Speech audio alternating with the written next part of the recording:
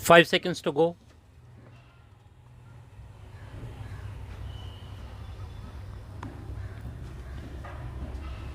Start. He had tried to reconcile the matter but could not succeed. On the same day, he received a phone call by the police that both the children of his niece had died by drowning in the canal. PW7 has further testified that he had suspected that both the children had not drowned on their own, but they were killed by the appellant. PW8 Rajendra Yadav has also testified that his niece was married to the appellant, and whenever Sunita came to their house, she complained that appellant used to abuse her and beat her as well as the children.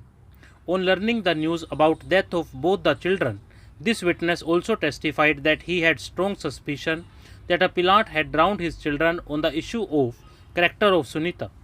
In view of the testimonies of PW7 and PW8, motive stands clearly established that the appellant used to beat his wife and children under the influence of liquor. He suspected that the children did not belong to him but belonged to someone else. The appellant informed PW1, PW4 and PW6 that the children had drowned, whereas, as per the testimony of PW14, Dr. V.K. Jha, external injuries were found on the dead bodies and the cause of death was manual strangulation. Thus, in our view, the conduct of the appellant also points towards his guilt. In the light of the testimonies discussed above, the submission of learned counsel for the appellant that the appellant has been falsely implicated or that there are material discrepancies in their testimonies or the fact that the wife of the appellant has turned hostile, thus there is no ground to convict the appellant, are all without any force. The trial court has passed a well-reasoned order taking into consideration the testimonies of all the material witnesses which have been discussed herein above. We find that there is no merit in the present appeal and the same is accordingly dismissed. Assailing the judgment and order aforesaid, learned counsel for the appellant has put forward a variety of submissions to argue that conviction of the appellant remains unsustainable. The learned counsel has contended that the chain of circumstances in this case is not complete, particularly when the allegations of strained relationship of the appellant and his wife have not been proved, and in any case, the prosecution has failed to establish motive for the appellant to murder his own children, that the appellant was incapable of understanding the nature of his act when admittedly he was in the habit of consuming liquor, was admitted to rehabilitation center, and his discharge was taken against the advice of the center, that the trial court failed in its duty to examine the mental capacity of the appellant in terms of section 329 CRPC, and hence the entire trial stood vitiated, and that in any case mens rea could not be imputed on the appellant, who deserves to be given benefit of doubt or at least the benefit of the exceptions to section 300 IPC.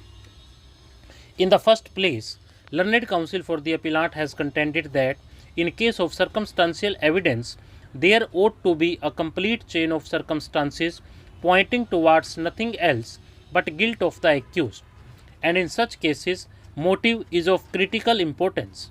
In the present case, according to the learned counsel, the motive set up by the prosecution about the alleged strained relationship of the appellant with his wife was not a motive strong enough for the appellant to commit the murder of his children, and in any event, wife of the appellant PW9 did not support the case of the prosecution regarding such allegations.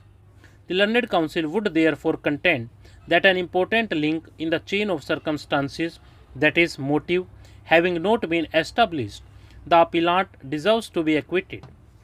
The main plank of the submissions on behalf of the appellant had been with reference to his alleged addiction to liquor and his admission to the rehabilitation center.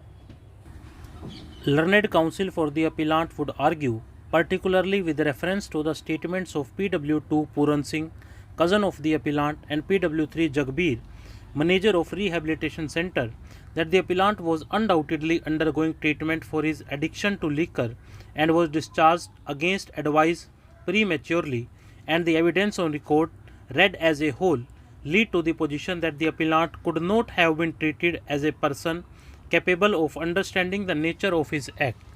According to the learned counsel, even if the evidence of PW2 and PW3 may not be sufficient to give the benefit of Section 84 IPC, it definitely gives rise to a doubt with regard to the mental capacity of the appellant. In this regard, the learned counsel has also referred to the additional documents placed on record to the effect that even post-conviction, the appellant has been treated for his mental condition. He was distinguished as a psychiatric case and was admitted to the Central Jail Hospital for treatment. With reference to the aforesaid factors concerning the mental capacity of the appellant, learned counsel would submit that the entire trial in the present case stands vitiated, for the trial court having omitted to examine the capacity of the accused appellant in terms of Section 329 CRPC.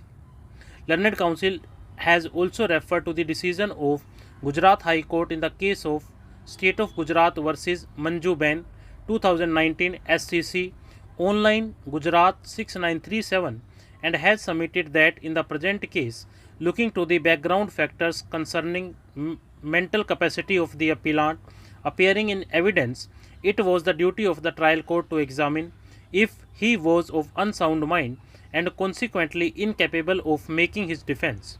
Stop.